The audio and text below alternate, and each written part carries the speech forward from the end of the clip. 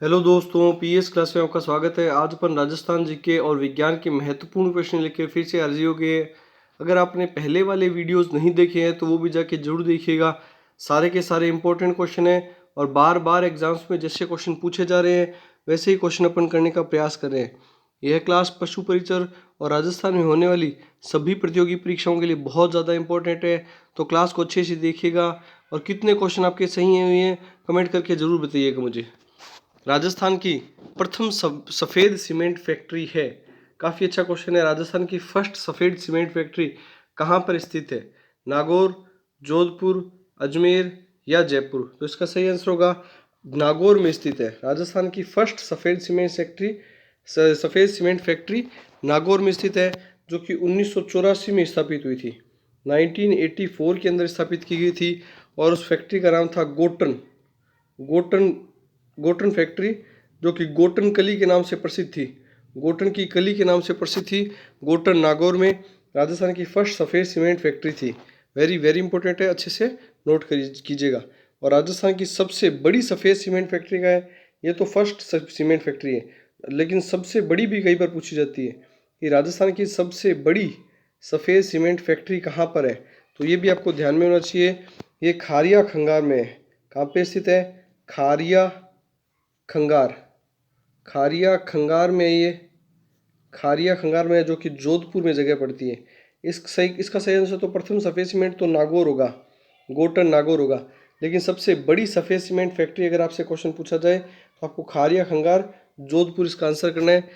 और सेकंड सफ़ेद cement factory Mangrol 12 में है। सबसे बड़ी में पूछा जाए तो आपको सबसे बड़ी तो है जोधपुर वाली, और सेकंड सबसे बड़ी कौन सी है? मांगरोल 12 की है। और राजस्थान की फर्स्ट सफ़ेद सीमेंट फैक्ट्री है नागौर की है। सारे फैक्ट अच्छे से नोट कर लीजिएगा। नेक्स्ट क्वेश्चन में देखते हैं। अभ्रक सिटी के नाम से प्रसिद्ध है। काफ़ी अच्छा क्वेश्चन है और इम्पोर्टेंट क्वेश्चन भी है, कई बार पूछा जा चुका है ये। अभ्रक सिटी, जिसको माइका सिटी भी बोला जाता है, जिसको माइका सिटी भी बोला जाता है। अभ्रक सिटी या माइका सिटी के नाम से प्रसिद्ध कौन सा शहर अभ्रक सिटी के नाम से प्रसिद्ध है? धौलपुर, चित्तौड़गढ़, भीलवाड़ा या कोटा? तो इसका सही आंसर होगा भीलवाड़ा को अभ्रक सिटी के नाम से जाना जाता है। भीलवाड़ा को किस नाम से जाना जाता है? तो आपको ध्यान में होना चाहिए, भीलवाड़ा को अभ्रक सिटी के नाम से जाना जाता है। और फैक्ट देखिएगा, अभ्रक कैसा खनिज है? तो आपको ध्यान में होगा अज्वलित है ये। अज्वलित खनिज है ये, मतलब जलने में जलता नहीं है ये। तो अज्वलित खनिज के रूप में कौन सा प्रसिद्ध है? तो आपको ध्यान में होना चाहिए अभ्रक अज्वलित खनिज है। उसके अलावा इसे तापीय भट्टी में अभ्रक की ईंटों का प्रयोग किया जाता है। विद्युत रोधी, ध्वनि रोधी, इन सभी चीज़ों में, सभी उपकरणों में अभ्रक का ही इस्तेमाल किया जाता है।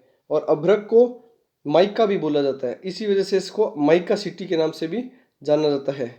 तो अभ्रक सिटी या माइका सिटी किसे कहा जाता है? भीलवाड़ा। और टेक्सटाइल सिटी भी किससे कहा जाता है राजस्थान की? ये भी आपको ध्यान में होना चाहिए, भीलवाड़ा को ही कहा जाता है। काफ़ी अच्छा क्वेश्चन है और इम्पोर्टेंट क्वेश्चन भी है। नेक्स्ट क्वेश्चन में देखते हैं। प्रतापगढ़ जिले का शुभंकर है। ये भी कई बार पूछे जा रहे हैं आजकल कि काफ़ी जिलों की शुभंकर के बारे में पूछा जाता है। तो प्रतापगढ़ जिले का शुभंकर क्या है? भेड़िया, खरमोर, तेंदुआ या उड़न गिलेरी? तो आपको ध्यान में होगा प्रतापगढ़ जिले के अंदर सीता माता अभ्यारण्य है। सीता माता अभ्यारण्य, जो कि राजस्थान की सर्वाधिक जैव विविधता वाला अभ्यारण्य, सीता माता अभ्यारण्य है। सबसे ज़्यादा जैव विविधता राजस्थान में अगर कहीं पे पाई जाती है, कोई अभ्यारण्य में पाई जाती है, तो वो कौन सा अभ्यारण्य है? तो आपको ध्यान में होना चाहिए सीता माता अभ्यारण्य में राजस्थान की सबसे ज़्यादा जैव विविधता पाई जाती है। और इसी अभ्यारण्य में एक जीव पाया जाता है जिसको उड़न गिलेरी कहा जाता है, वही प्रतापगढ़ का शुभंकर भी है। तो उड़न गिलेरी प्रतापगढ़ का शुभंकर है, ये भी आपको अच्छे से ध्यान में होना चाहिए। नेक्स्ट क्वेश्चन देखते हैं। राजस्थान का सबसे बड़ा अभ्यारण्य है। राजस्थान का सबसे बड़ा, क्षेत्रफल के आधार पर राजस्थान का सबसे बड़ा अभ्यारण्य कौन सा है? तो इसका सही आंसर बताइएगा। रणथंबोर राष्ट्रीय उद्यान इसका आंसर होगा, या राष्ट्रीय मरु उद्यान, या रामगढ़ विषधारी अभ्यारण्य, या नाहरगढ़ अभ्यारण्य? तो इसका सही आंसर क्या होगा बताइए। इसका सही आंसर होगा राष्ट्रीय मरु उद्यान। राष्ट्रीय मरु उद्यान राजस्थान का सबसे बड़ा अभ्यारण्य है।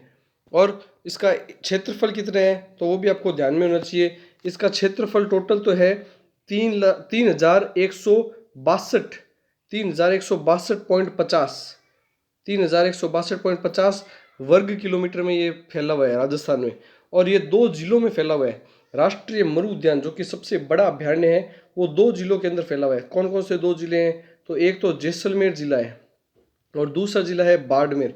इन दोनों जिलों में फैला हुआ अभ्यारण्य कौन सा है? आपको ध्यान में चाहिए राष्ट्रीय मरु उद्यान, जिसका कुल एरिया कितना है? 3,162.50 वर्ग किलोमीटर क्षेत्रफल में फैला हुआ है। अब एक्स्ट्रा फैक्ट और देखते हैं, जिसमें से 3,000 में से भी जैसलमेर में इसमें कितना भाग आता है? तो जैसलमेर जिले में इसका 1900 वर्ग किलोमीटर का भाग आता है। 1900 वर्ग किलोमीटर जैसलमेर में है। और बाड़मेर में कितना भाग आता है इसका? तो आपको ध्यान में होना चाहिए 3,162 में से आप घटाएंगे तो आपके पास में आएंगे 1,262 वर्ग किलोमीटर का क्षेत्रफल। कहाँ पे आता है? तो बाड़मेर जिले में आता है। और यह सिर्फ नाम का ही राष्ट्रीय नाम है। इसके आगे नेशनल, ये नेशनल पार्क नहीं है, ये आपको ध्यान में होना चाहिए। ये अभ्यारण्य ही है, राष्ट्रीय उद्यान या नेशनल पार्क ये नहीं है। जैसे रणथंभौर राजस्थान में 3 राष्ट्रीय उद्यान है, जैसे रणथंभौर राष्ट्रीय उद्यान हो गया, दर्रा राष्ट्रीय उद्यान हो गया। इस प्रकार से जो उद्यान है राष्ट्रीय उद्यान वो राजस्थान में केवल 3 ही है, ये आपको ध्यान में होना चाहिए। और उसके अलावा जो अभ्यारण्य है तो वो आपको ध्यान में होना चाहिए कि सबसे बड़ा अभ्यारण्य कौन सा है? तो आपको ध्यान में होना चाहिए राष्ट्रीय मरु उद्यान। इसके नाम में राष्ट्रीय जरूर आ रहा है लेकिन है ही है अभ्यारण्य ही है, ये आपको अच्छे से ध्यान में होना चाहिए। और इसके अलावा एक वेरी इंपॉर्टेंट फैक्ट है जो भी कई बार पूछा जाता है कि यहाँ पर राष्ट्रीय मरु उद्यान के अंदर जीवाश्म मिले हैं। किसके जीवाश्म मिले हैं? डायनासोर के जीवाश्म। अक्कलवुड फॉसिल पार्क, कौन से पार्क में मिले हैं? अक्कलवुड फॉसिल पार्क में अंदर डायनासोर के जीवाश्म भी यहाँ पर पाए गए हैं। तो इसका सही आंसर होगा राजस्थान का सबसे बड़ा अभ्यारण्य राष्ट्रीय मरु उद्यान जैसलमेर और बाड़मेर के अंदर स्थित है। नेक्स्ट क्वेश्चन देखते हैं, सर्वाधिक जैव विविधता वाले वन देववन कहाँ स्थित है? अभी अपन ने सबसे ज्यादा जैव विविधता वाला अभ्यारण्य देखा था, वो अभ्यारण्य कौन सा था? सीता माता अभ्यारण्य। और सबसे ज्यादा जैव विविधता वाला वन कौन सा है?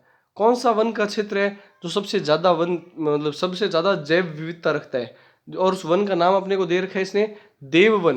तो ये देववन कहाँ स्थित है? ये क्वेश्चन कई बार आ चुका है, आपको अच्छे से ध्यान में होना चाहिए। तो देववन कहाँ स्थित है? कोटा में, झालावाड़ में, उदयपुर में या राजसमंद में? तो इसका सही होगा कोटा में।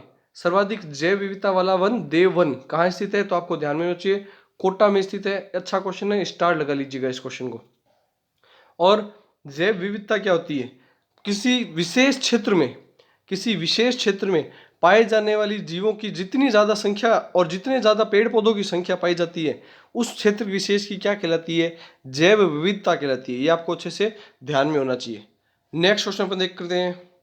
अब अपन साइंस के क्वेश्चन करेंगे, क्योंकि पशु परिचय में आपको साइंस के क्वेश्चन और साथ साथ में मैथ और जीके वगैरह के क्वेश्चन भी देखने को मिलेंगे। तो अपन साइंस के क्वेश्चन करते हैं।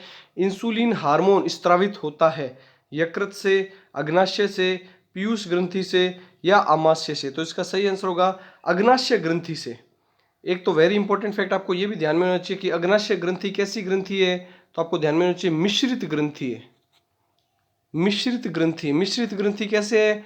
तो ये दोनों कार्य करती है, अंतःस्त्रावी और बहिस्त्रावी दोनों ग्रंथि की भांति कार्य करती है। तो अंतःस्त्रावी ग्रंथि की भांति कार्य करती है जिसमें से यह इंसुलिन हार्मोन स्त्रावित करती है। और इंसुलिन हार्मोन अग्नाशय की लैंगर-हैंस की द्वीपिकाओं से किया जाता है।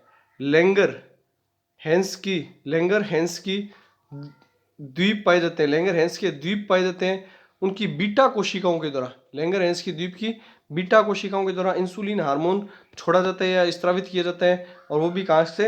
अग्नाशय से किया जाता है।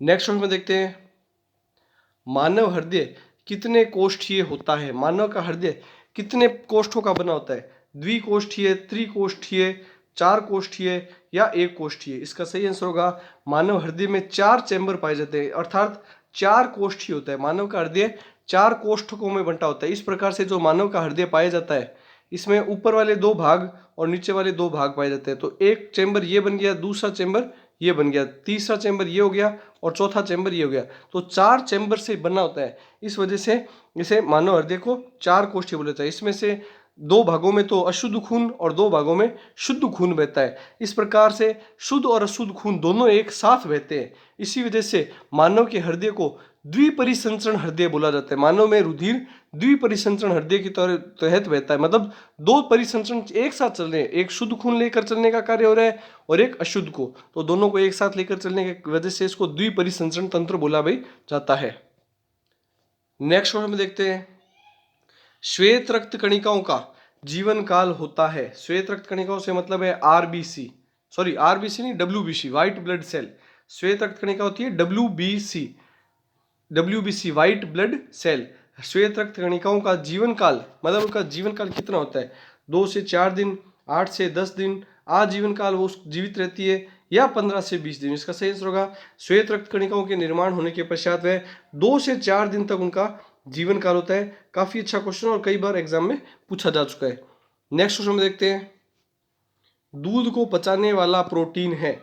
दूध को पचाने के लिए कौन सा प्रोटीन काम करता है, तो ये भी आपको ध्यान में होना चाहिए, पेप्सिन, रेनिन, ट्रिप्सिन या लाइपेज। इसका सही आंसर होगा रेनिन प्रोटीन, जो कि बच्चों में ज़्यादा पाया जाता है, क्योंकि बच्चों को ज़्यादातर समय दूध ही पीना होता है और उनमें पाचन क्षमता दूध की ज़्यादा होनी चाहिए। और वह कौन सा प्रोटीन होता है, तो रेनिन प्रोटीन होता है, जो कि दूध में पाए जाने वाले कैसीन प्रोटीन को कैल्शियम पेराकैसिनेट में तोड़ देता है और दूध को पचाने में सहायता करता है। तो इसका सही आंसर होगा रेनिन एंजाइम पाया जाता है, जो कि प्रोटीन ही होता है एक प्रकार से, वह दूध के पाचन में सहायक होता है। नेक्स्ट क्वेश्चन में देखते हैं, जो कि आज का लास्ट क्वेश्चन है। आप कमेंट करके जरूर बताइएगा कि आपके क्वेश्चन कितने सही हुए हैं और आपको क्लास कैसी लग गई है, ये भी बताइएगा। स्वस्थ मानव शरीर का तापमान होता है, स्वस्थ ह्यूमन बॉडी का तापमान, नॉर्मल ह्यूमन बॉडी का टेम्परेचर कितना होना चाहिए। इसका आंसर डिग्री सेंटीग्रेड में बताना है अपने को। तो 20 degree centigrade, 25 degree centigrade, 37 degree centigrade या 40 डिग्री सेंटीग्रेड। इसका सही आंसर होगा 37 डिग्री सेंटीग्रेड। मनुष्य के स्वस्थ शरीर का तापमान 37 डिग्री होता है। और फॉरेनहाइट में अगर बात की जाए तो फॉरेनहाइट में 98.6 डिग्री फॉरेनहाइट, ये स्वस्थ मनुष्य का शरीर का तापमान फॉरेनहाइट के अंदर है और ये डिग्री सेंटीग्रेड के अंदर है। आई होप जो भी अपन ने क्वेश्चन किए आपको अच्छे लगे होंगे। वीडियो को अगर आपको पसंद आया है तो दोस्तों में स्टडी ग्रुप में ज़्यादा से ज़्यादा शेयर जरूर किया कीजिए, इससे हमें भी मोटिवेशन मिलता है। और चैनल को लाइक, शेयर और सब्सक्राइब कीजिए। Thank you.